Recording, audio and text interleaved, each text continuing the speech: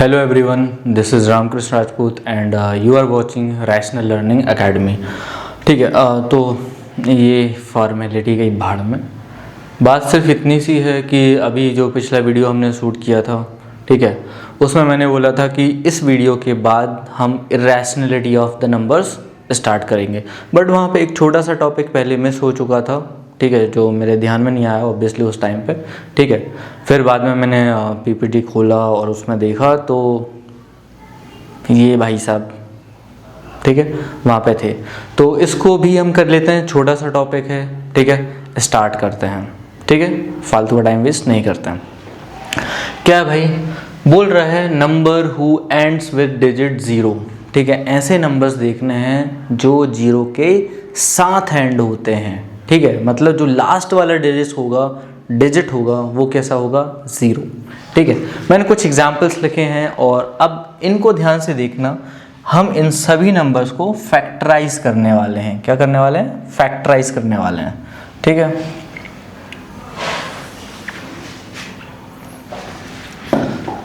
दिल में जख्म खाते हैं, जहाँ से गुजरते हैं, जुर्म बस इतना है।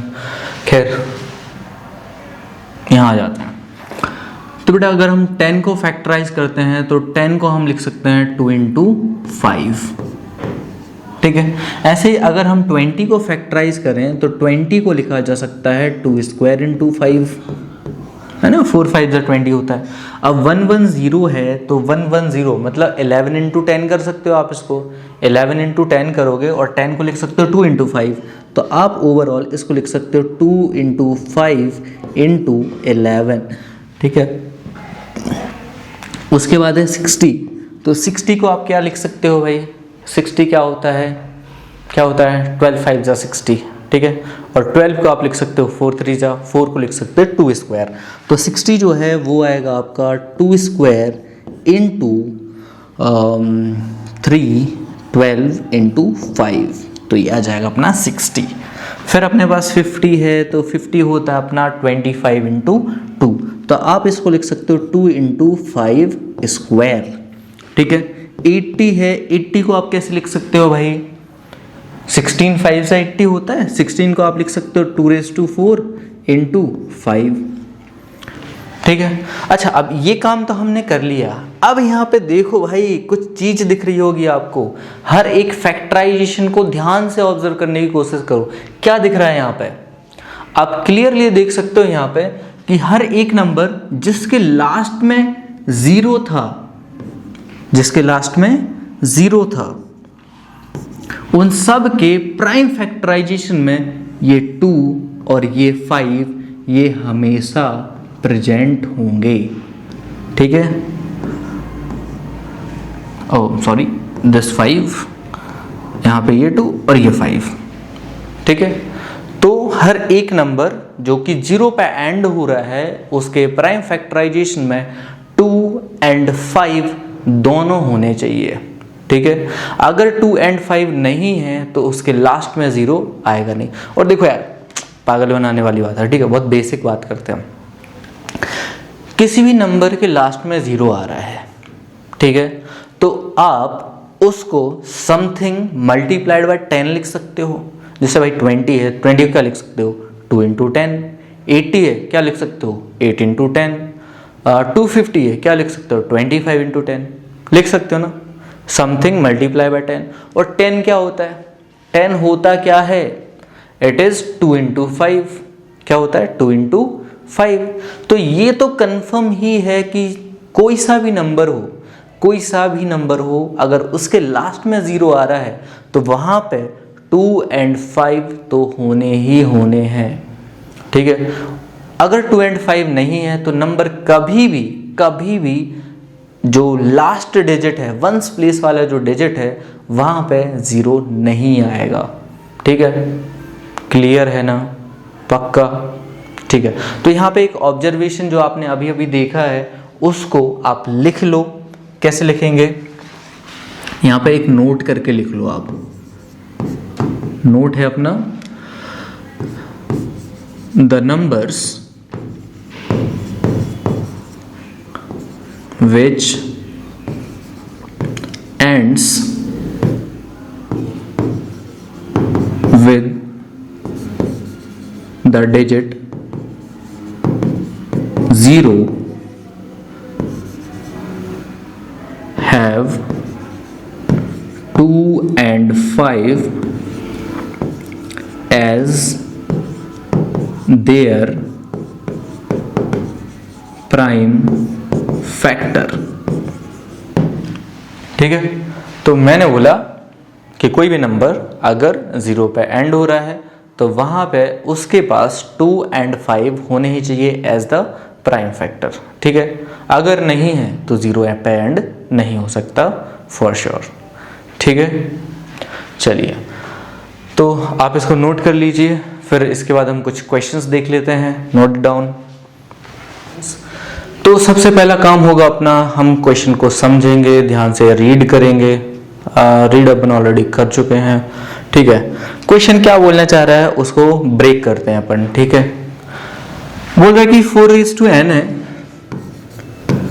ठीक है, अब यहाँ पे ये जो n है ये नेचुरल नंबर है, n belongs to capital N। ठीक है, नेचुरल नंबर्स आप जानते ही हैं क्या होते हैं, 1 2 3 4 5 एंड सो ऑन। ठीक है, इन्फिनिटी तक चला जाता है। बोल रहा है कि क्या n की कोई ऐसी वैल्यू हो सकती है जिसके लिए ये नंबर के लास्ट में, है ना, यहाँ पे कुछ डिजिट्स होंगी और लास्ट में 0 आए। ठीक है, क्या ऐसा हो सकता है? फॉर एग्जाम्पल जैसे आपने लेट अस सपोज पुट किया n इज इक्वल्स टू 1। ठीक है, तो 4:1 कितना आया 4। अगर आपने पुट किया n इज इक्वल्स टू 2 तो क्या आया 4² इक्वल्स टू 16। ठीक है, अगर आपने पुट किया n इज इक्वल्स टू 3 तो 4³ कितना आया 64, है ना। तो बोल रहा है कि यहाँ पे ये जो लास्ट वाला डिजिट आप देख रहे हैं, क्या कभी ये 0 आएगा? क्या कोई n की ऐसी वैल्यू एग्जिस्ट करती है जिसके लिए ये लास्ट वाला डिजिट 0 हो जाए? ये क्वेश्चन बोलना चाहता है। ठीक है, अब कॉन्सेप्ट मैं आपको ऑलरेडी बता चुका हूं कि कोई भी नंबर अगर 0 पे एंड होता है तो उसके पास 2 and 5 as there common prime factors होने चाहिए, सॉरी प्राइम फैक्टर्स होने चाहिए 2 and 5। अगर नहीं है तो लास्ट में 0 नहीं आएगा। ठीक है, तो 4n जो है उसको हम फैक्टराइज करते हैं और देखते हैं क्या उसके पास 2 and 5 है या फिर नहीं है। ठीक है, तो स्टार्ट करते हैं भाई। Okay, solution. ओके, तो 4:n है अपने पास। क्या मैं इसको ऐसे लिख लूं 4:n? ठीक है, और जो 4 है क्या आप उसको 2² लिख सकते हो? बिल्कुल लिख सकते हो। ठीक है, तो क्या मैं इसको ऐसे लिख दूं 2:2n? ठीक है, अब आप क्लियरली देख सकते हो कि 4:n जो नंबर है उसके पास सिर्फ एक ही प्राइम फैक्टर है विच इज 2। 5 तो है ही नहीं। अब अगर 5 नहीं है तो इसके लास्ट में कभी भी 0 नहीं आएगा, भले n की कोई भी वैल्यू पुट कर लो आप, 1 से लेके इंफिनिटी तक कुछ भी पुट कर लो, कभी भी वहां पे 0 नहीं आएगा, लास्ट में 0 नहीं आएगा। ठीक है, तो बस अब इसके बाद आपको ये रिजल्ट यहां पे लिखना है, since 4:n doesn't have 5 as the prime factor, hence it can never end with digit 0। Okay, ठीक है, तो नोट इट डाउन, देन फिर देखते हैं हम। ओके, तो अब ये अपने लिए दूसरा क्वेश्चन है। ठीक है, सेम कॉन्सेप्ट के ऊपर है, आपको फैक्टराइज करके चेक करना है कि क्या यहाँ पे इसके प्राइम फैक्टराइजेशन में 2 and 5 हैं या फिर नहीं है। बस इतना ही काम है अपना, ठीक है। तो लेट्स जस्ट स्टार्ट, ठीक है। सॉल्यूशन,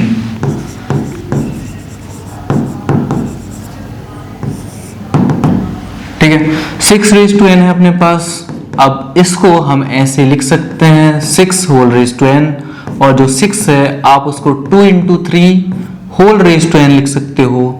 और अब इसको by the law of indices आप इसको लिख सकते हो 2n × 3n, क्योंकि आपको पता होता है कि अगर ऐसा कुछ है a × b n, तो आप इसको an × bn लिख सकते हो, ठीक है, by the law of indices या फिर एक्सपोनेंट्स, ठीक है।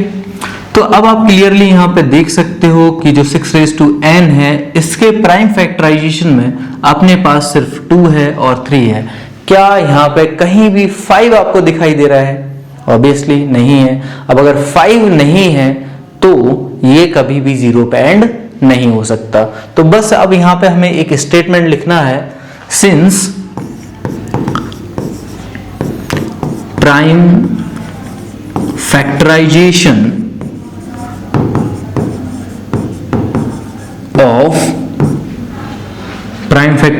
of 6n डोज ना भैया, डोज नहीं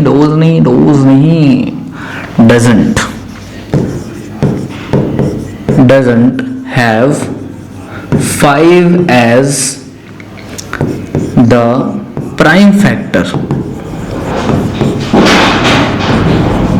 hence it will not end with the digit 0, ठीक है। तो बस हो गया, इतना ही करना था।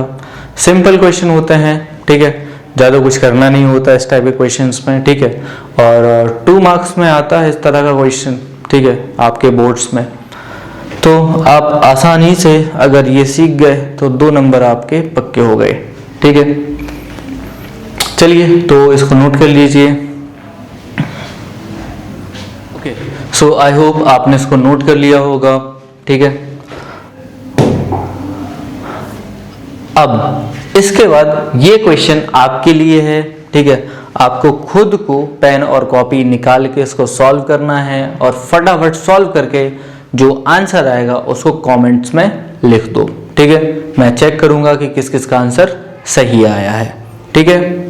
ओके, वैसे यार ये प्रूफ वाला क्वेश्चन है तो मतलब क्या ही लिखोगे, बट हाँ आप ये स्टेटमेंट तो लिख ही सकते हो जो लास्ट वाला था कमेंट में, ठीक है। तो कमेंट में आप स्टेटमेंट लिख देना, ठीक है, कि कौन सा फैक्टर नहीं है वहां पे, इस वजह से ये 0 के साथ एंड नहीं कर सकता, ठीक है। ओके, तो आज की क्लास में अपन इतना ही रखते हैं। कल से हम स्टार्ट करेंगे इर्रेशनल नंबर्स और सीखेंगे कि इर्रेशनैलिटी ऑफ नंबर हम कैसे प्रूफ करते हैं, ठीक है। एक मेथड है क्वांट्राडिक्शन मेथड जो हम कल पढ़ेंगे, कल सीखेंगे इसके बारे में, ठीक है। आज के लिए सिर्फ इतना ही रखते हैं, ठीक है। जब तक आप अपना ख्याल रखिए। राधे राधे।